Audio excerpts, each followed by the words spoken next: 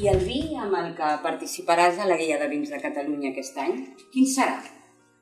El vi serà un merlot. Com? Però per què no un cabernet, com sempre?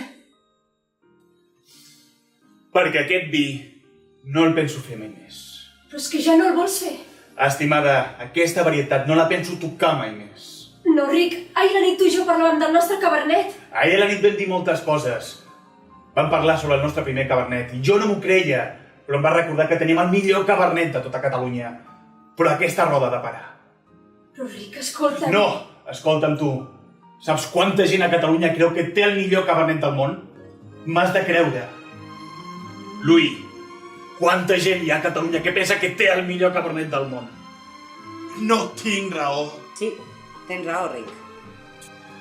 Però, Louis, tu a l'inici de la pel·lícula no eres un home? Sí, tens raó, Rick.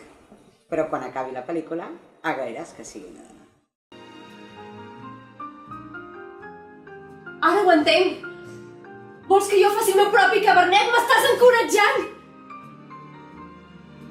No. Justament t'estic dient el contrari.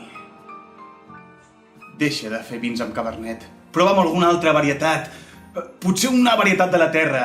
Però si fas un cabernet, cometràs el mateix error que tots els altres cellers i acabaràs dient que el teu vi és el millor del món.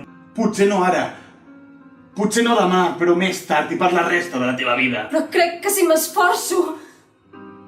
Ilse, sempre ens quedarà el nostre primer cabernet. Era el millor.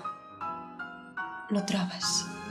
Jo sóc simple, però no és difícil d'entendre que tots els cellers diuen el mateix en aquest món de bojos.